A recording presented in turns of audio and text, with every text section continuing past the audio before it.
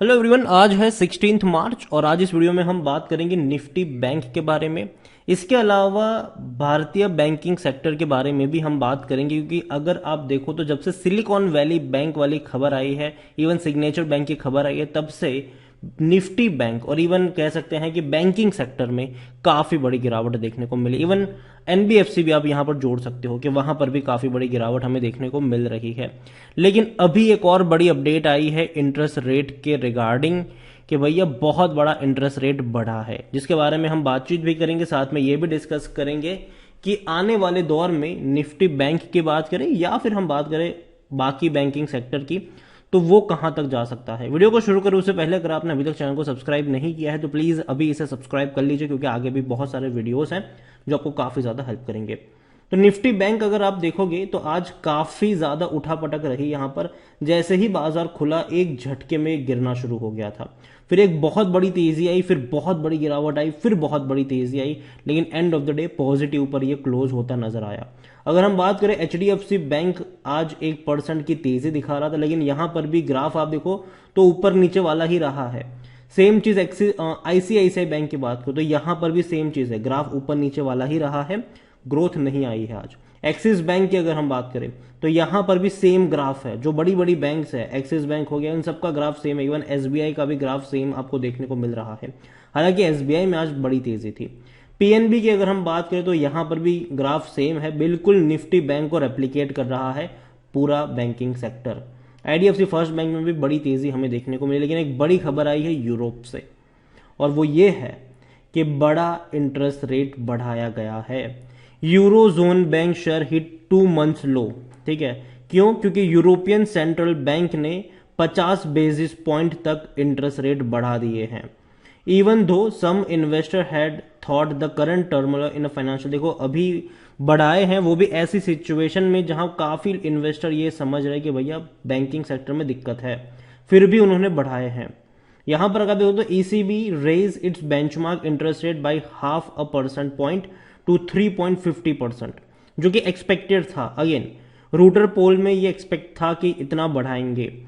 यहां पर दूसरी बड़ी अगर हम बात करने जाए कि an index of eurozone banks की अगर हम बात करें तो टूट गए हैं 1.2% के टू इस lowest since 2 January in the minute after the decision. मतलब जैसे ही ये डिसीजन आया एकदम से यहां पर हमें गिरावट देखने को मिली है। यूरोपियन बाजार की यहां पर मैं बात कर रहा हूं, यूरोजोन की हम बात करें वहां पर।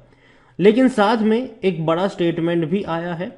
Central bank lifted the growth outlook for the eurozone and said the regional banks were are in much stronger position than they were back in 2008।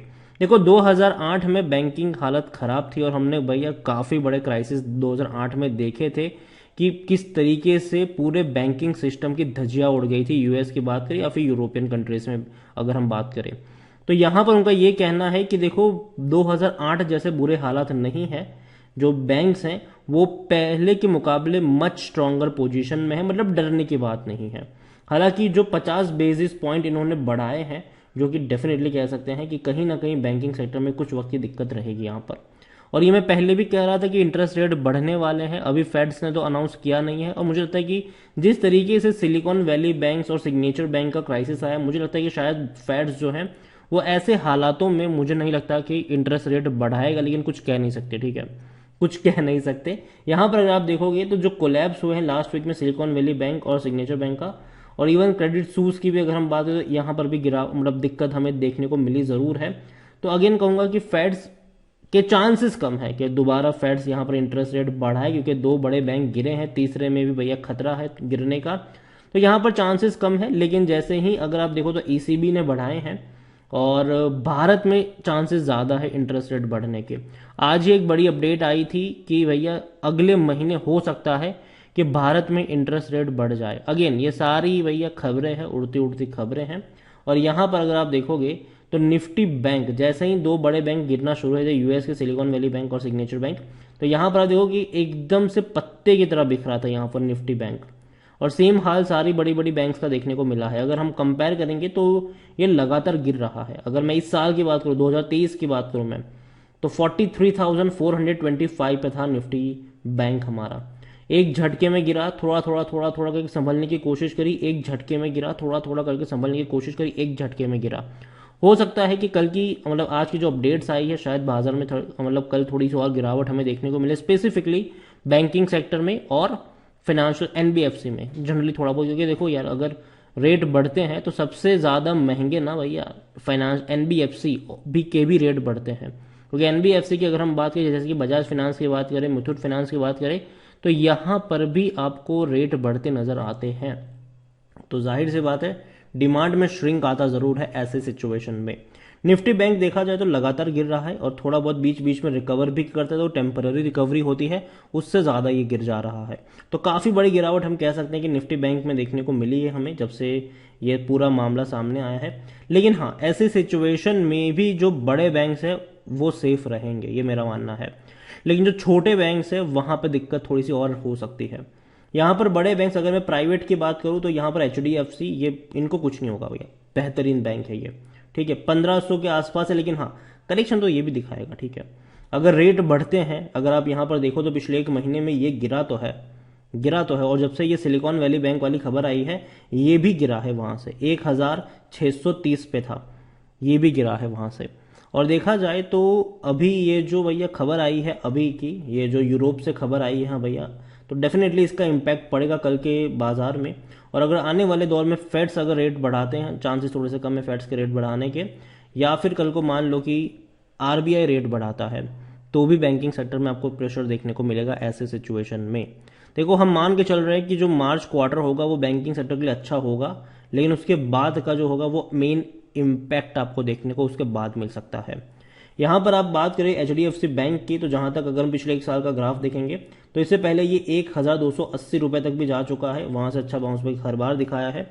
और अभी भी कोई उतनी बड़ी गिरावट मैं नहीं मानता हूं कि एचडीएफसी बैंक में आई, अगर मैं बाकी सेक्टर के कंपेयर करूं अगर मैं यहाँ पर, तो फिर भी थोड़ा बहुत गिरा है, शायद थोड़ा सा और करेक्शन यहाँ पर आपको देखने को मिलेगा।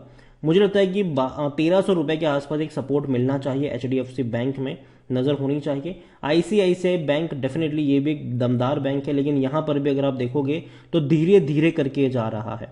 यहां पर 950 रुपए पे था, वहां से एकदम से नहीं गिरा, धीरे धीरे करके जा रहा है। और अगर मैं देखूं तो डाउनवर्ड ट्रेजेक्टरी यहां पर शो हो रही है, यहां से अगर आप देखोगे तो डाउनवर्ड ट्रेजेक्टरी शो हो रही है। बीच बीच में अगर जंप भी आता है वो टेम्पररी हो रहा है यहां पर, क्योंकि जाहिर सी बात है अनाउंसमेंट पे चल रहा है बाजार अब, कि कल को इन्होंने रेट बढ़ा दिए, डेफिनेटली दिक्कत आएगी।